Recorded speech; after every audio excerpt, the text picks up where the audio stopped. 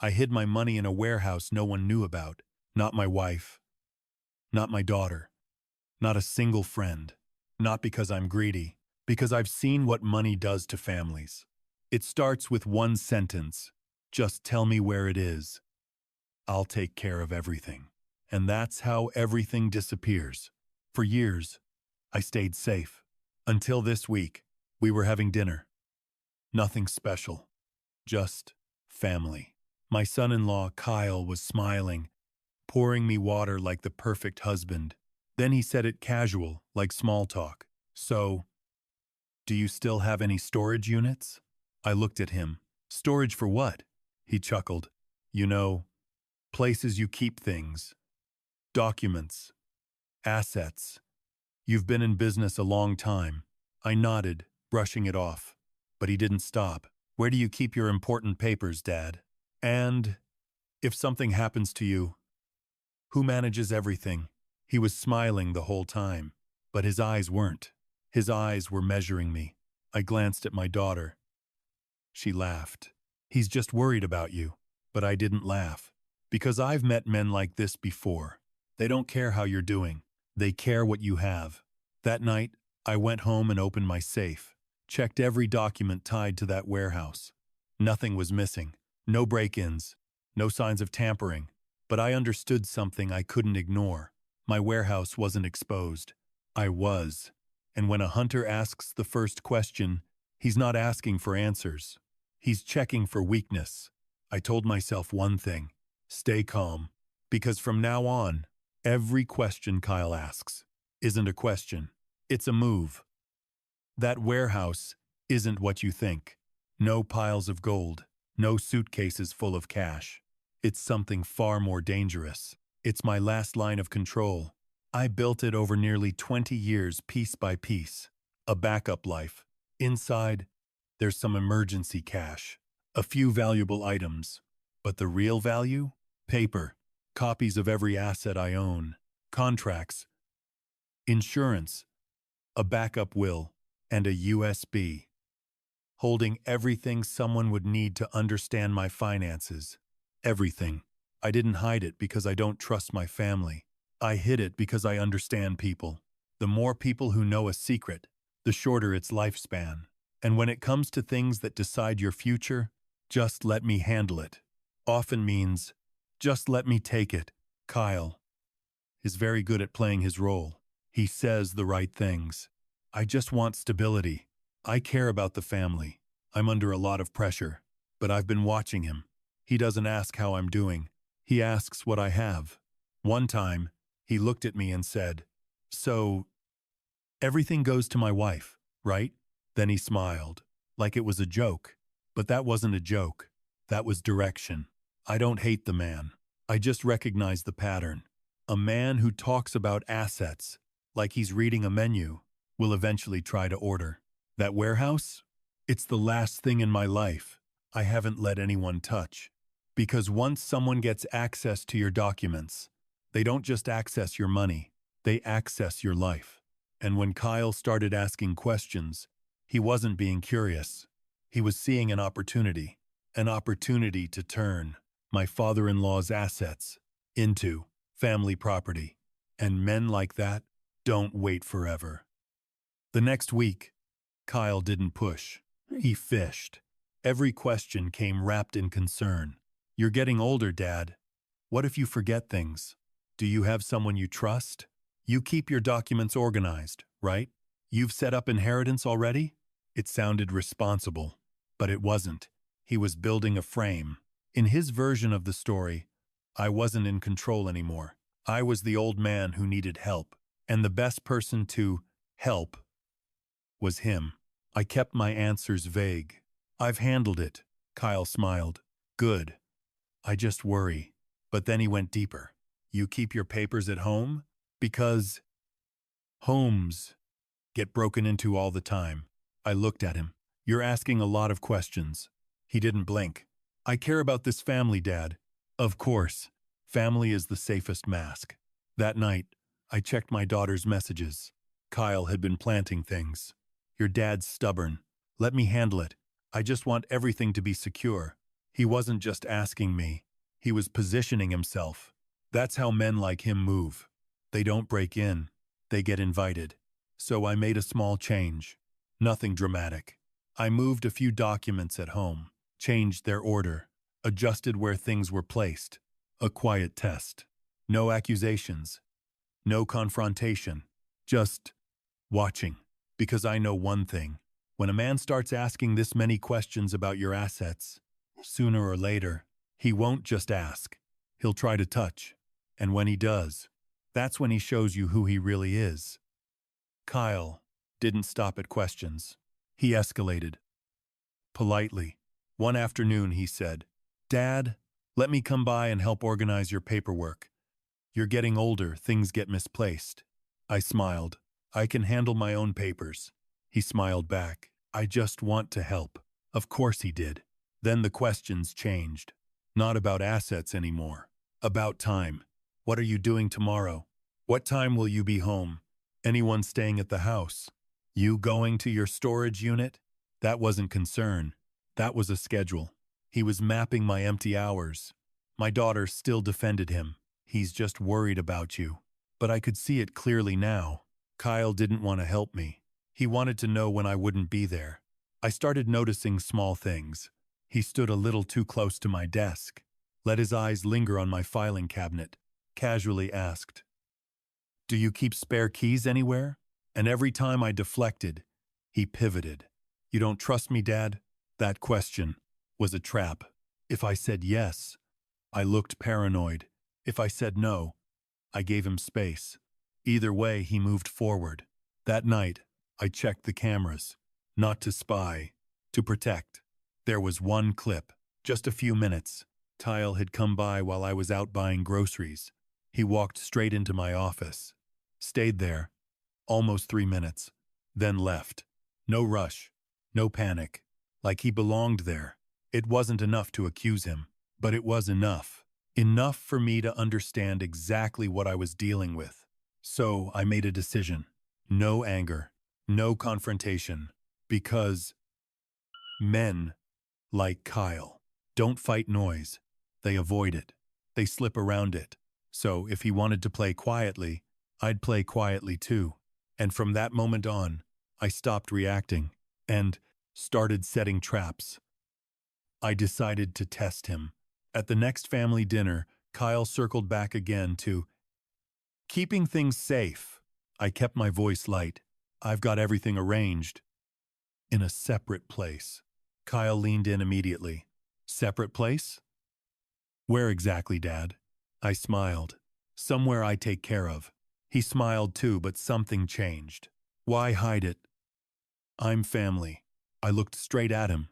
"That's exactly why you don't need to know everything." He blinked. Just once. A flicker.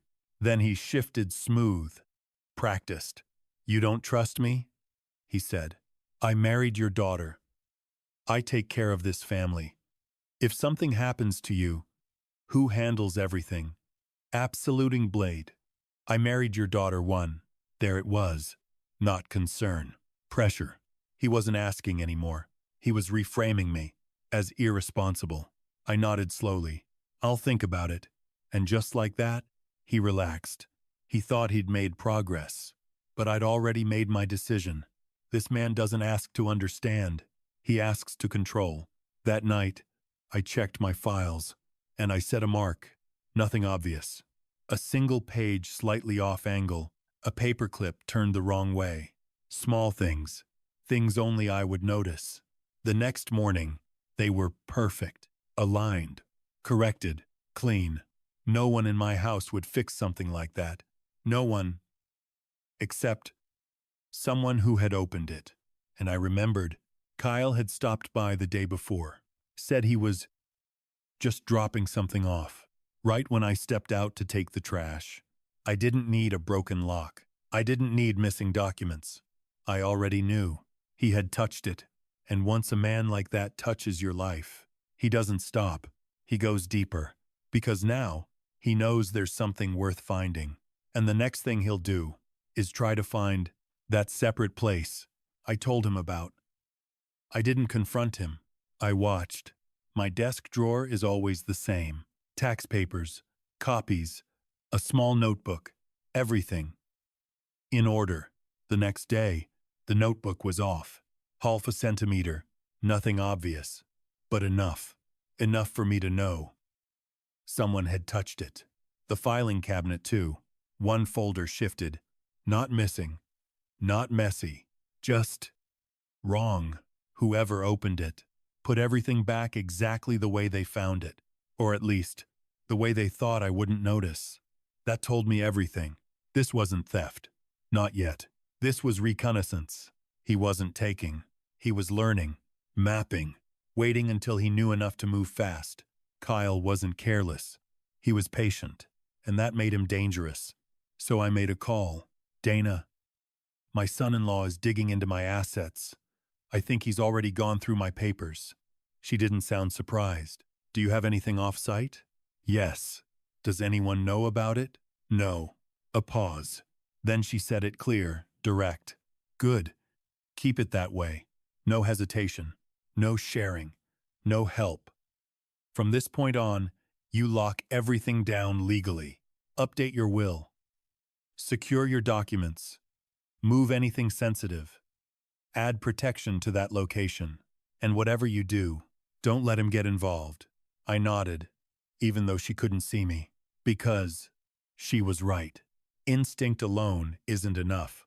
Instinct loses to planning, so I turned instinct into a system, cameras, legal structure, controlled access. Because the moment you realize someone is quietly entering your life, you don't argue, you prepare. And that's when the game changes. It's no longer, I think. It becomes, I'm ready. Dana moved first. She reviewed everything, my will, my assets, every legal structure tied to my name. Then she said something simple. You're dealing with someone who wants information first. So we take control of the law first. No hesitation. I moved my backup will and key documents into a bank vault, changed every password, enabled two-factor authentication on everything that mattered. Anything Kyle could find inside my house, I made useless. Then Rick stepped in. Real-world protection. He installed a small camera in my office, placed sensors on the drawers, tracked Kyle's movements only when I was, conveniently, not home. Rick told me, a hunter never strikes when you're watching. He waits for your back to turn. So I gave him my back, on purpose. I checked my warehouse too, upgraded the locks, added vibration sensors, installed a wider camera angle, not because I was afraid of strangers, because I wasn't. I was afraid of someone who sat at my dinner table.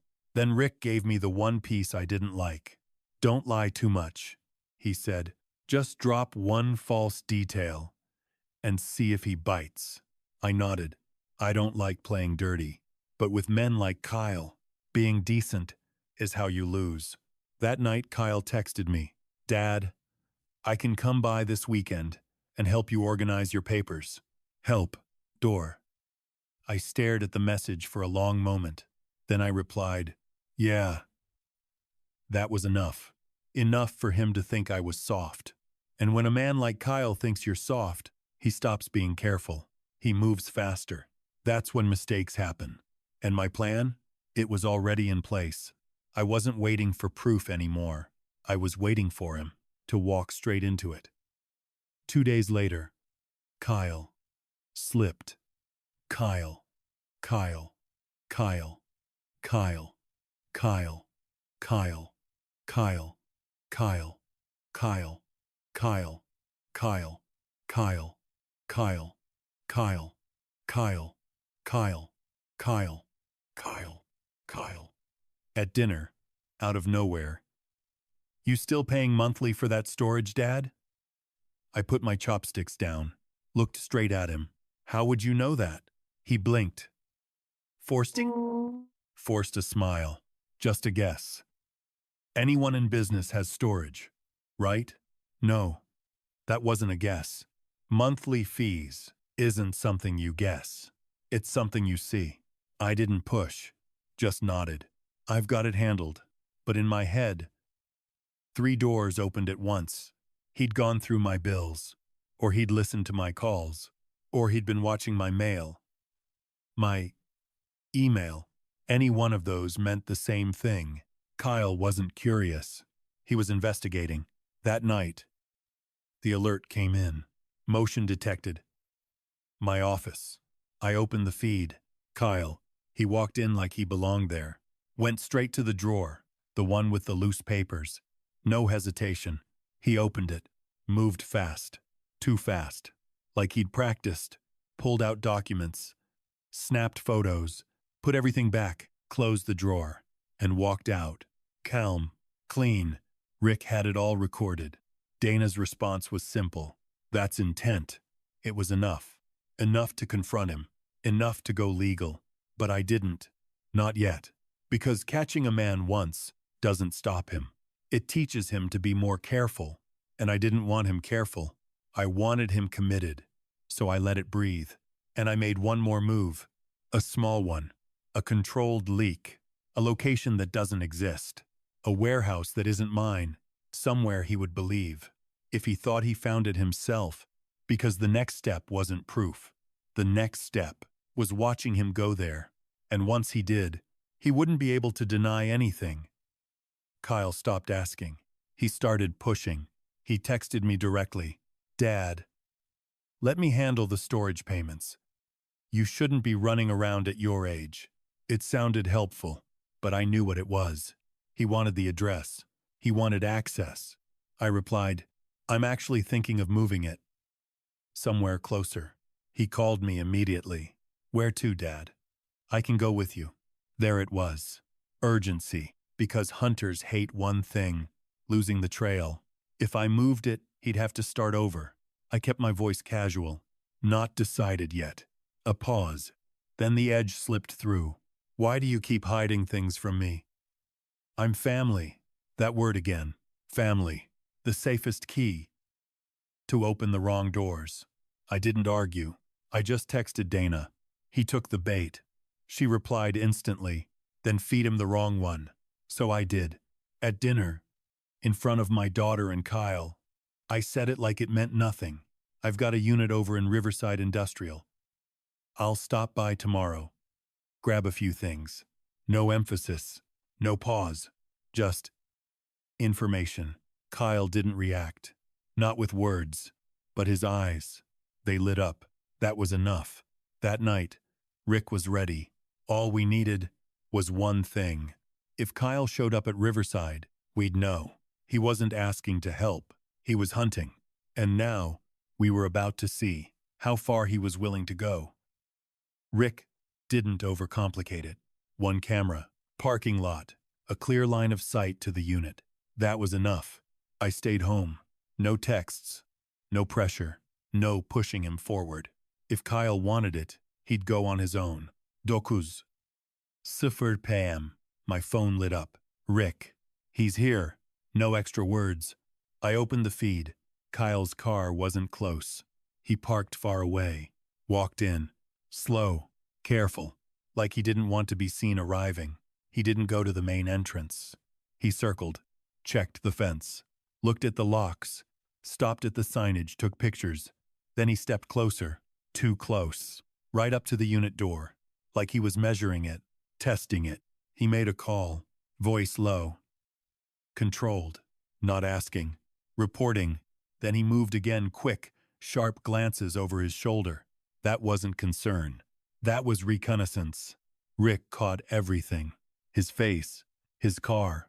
The photos. The way he stood at that door. Like it was already his. I watched the footage and felt something cold settle in. Because that wasn't even my real location. If he was willing to do this for a lie, what would he do? For the truth? Dana didn't hesitate. That's enough to confront him. Then she paused. But if you want to end it clean, let him take one more step. Make him ask you about it. Let him say it out loud. The next morning, Kyle texted me. Dad, the unit's in Riverside, right? I can go with you. I smiled. Because the trap wasn't just set anymore. It was locked. And now, he was walking into it, with his own words. I didn't meet him alone. I invited him over for tea. My daughter sat with us. Men like Kyle prefer private conversations. I don't. The moment he sat down, he asked, "Dad, where exactly is that unit in Riverside?" No hesitation. No small talk. I looked at him. "Why do you care so much?" He smiled. "I'm just worried about you." Of course he was. I didn't argue. I just placed my phone on the table, pressed play. The room went silent. Kyle, walking through the Riverside lot, looking around, taking photos, standing at the door, watching, measuring. My daughter leaned forward, her voice shaking. "What are you doing there?" Kyle froze, just for a second. Then he snapped. "You set me up. You were watching me." I didn't raise my voice. "I was watching my property." He tried to recover. "I was just passing by." I tapped the screen, the frame where he was taking pictures. Passing by. And photographing locks? Another frame. Him on the phone. Passing by. And calling someone? He had nothing. No smile. No script. Just silence. And then, he made his mistake. The kind you don't come back from. "Why are you even hiding it?" he said. "It's going to be the family's anyway." It hit the table like a hammer. No noise. Just wait. My daughter went still, like something inside her finally clicked. And I didn't react, because I'd been waiting for that sentence. Not the lie. The truth behind it. This was never about helping. Never about family. It was about ownership. Control. Taking something that was never his. And in that moment, he didn't just expose himself. He defined himself. Kyle snapped. "You're selfish," he said. "You sit on all that money while we struggle." I looked at him. Struggle? Or control? My daughter's voice broke. "What do you mean, family assets?" Kyle tried to pivot. "You're my wife. Your father's assets will eventually." I cut him off. "There is no eventually. A decent man doesn't scout his father-in-law's storage like a thief." His face hardened. The mask slipped. "You're old," he said. "You can't manage this anymore. Let me handle it." There it was. Not concern. Replacement. He wasn't trying to help me. He was trying to replace me. Right then, the door opened. Dana stepped in. Calm. Breezy. She placed her card on the table. "From this point forward, any discussion about assets or support goes through legal counsel, and Mr. Frank will be updating the will exactly as instructed." Kyle shot up from his chair. "Are you all insane?" I didn't move. "Insane is letting you take one more step." He turned to my daughter, desperate now. "You see this? Your father is controlling everything." But she didn't look at me. She looked at him, really looked. And for the first time, she saw it. Not a husband trying to protect his family. A man. Mapping her father's life like a target. The silence in the room changed, because something had just ended. Not the argument. The illusion. And once a mask like that falls, it never goes back on the same way again. That night, I acted. No waiting. No second guessing. 3 things. First, I secured the real warehouse. New locks, new cameras, motion sensors, different access patterns. No routine, no predictability. I gave Kyle nothing to study. Second, I updated everything legal. The will, the structure, anything tied to my grandchild's future, moved into a protected trust. No one watching could touch it. No one asking could reach it. Third, I spoke to my daughter. Direct. "You can love your husband," I told her, "but you don't get to turn him into a doorway into my life." She cried. Then she nodded. "Dad." I didn't think he would. I shook my head. "A hunter never says I will. He asks." Kyle texted that night. Apologies. Then pressure. Then threats. I didn't reply. I let Dana handle it. Because men like Kyle don't understand feelings. They understand lines. And those lines need to be written in law. I also contacted the facility where my real unit is. Clear instructions. If anyone asks about my storage, They get nothing. No information. No confirmation. Another layer. Another wall. And for the first time in weeks, I felt something different. Not victory. Control. Because I stopped doing the one thing that almost cost me everything, trying to keep the peace. Peace with a hunter is surrender. I never lost a single dollar from that warehouse, but I almost lost something worse. Control over my own life. Kyle didn't start with a break-in. No lockpicking. No forced doors. He started with questions. And that's how hunters work. They don't take. They make you feel wrong for not giving. They turn trust into obligation, silence into guilt, and step by step, they get closer to the key. I learned something the hard way. The danger doesn't begin when someone breaks in. It begins when they start asking the right questions, and you laugh it off. So what would you do? Stay quiet to keep the peace? Hope it stops on its own? Or draw the line early? Change your habits? Secure your documents? Lock things down before it costs you everything? I chose the line because I'd rather be called paranoid than be called a victim. And if you ever hear someone say, eventually, it'll all belong to the family anyway, remember this: real family doesn't need to watch you. Only hunters do.